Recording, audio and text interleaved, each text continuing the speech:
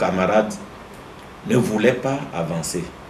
Le sentiment de retarder les activités était clair. Des manifestations, de colère, du tapage, ainsi de suite. Bon, mais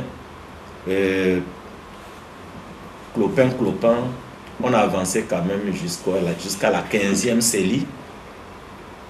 On devait aborder la 15e CELI où on l'avait commencé quand il nous a été adressé l'invitation pour le bureau de la CENI de se rendre à une invitation de la commission de la CEDEAO dirigée par le président en exercice, le président du Ghana.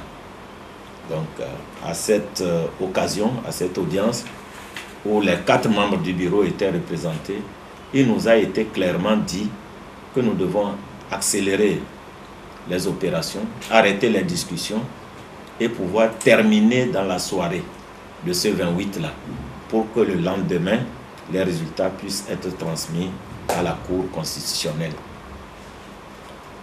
Quand nous sommes revenus à la CENI ici, à notre siège, le vice-président est venu me voir pour me dire que lui, il est totalement atterré et qu'il est obligé de rentrer.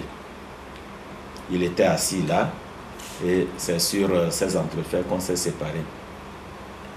Moi, je me suis concerté avec les 2 autres membres du bureau, à savoir les 2 rapporteurs, et je leur ai dit, en attendant que les autres membres arrivent, qu'ils prennent les procès-verbaux un à un pour ce qu'on n'a pas encore examiné et qu'ils relèvent les données pour faire une addition. Ils étaient en train de le faire quand la TVT m'a proposé de venir annoncer sur leur plateau au journal de 20 h que la proclamation des résultats allait se faire un peu plus tard dans la soirée. Nous étions sur le plateau quand le vice-président a fait irruption et disant que j'étais en train de proclamer les résultats.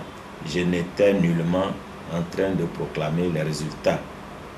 Les 2 rapporteurs sont témoins. Ils n'avaient pas encore fini les additions qu'on devait soumettre à la plénière. Les membres de la CENI qui étaient également présents dans la maison sont également témoins.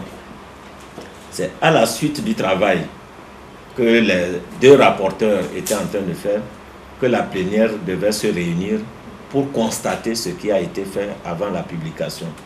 Mais l'incident créé par l'irruption du vice-président sur le plateau a fait que ensuite les représentants de CAP au sein de la CENI se sont retirés et ils sont sortis de la maison. Mais je crois qu'il y a au moins un d'entre eux, il se reconnaîtra, qui était dans la maison et qui est même venu plus tard, au moment où je présentais les résultats. Il est même rentré dans la salle où cela se faisait. Il est resté quelque temps avant de ressortir. Voilà globalement comment les choses se sont passées.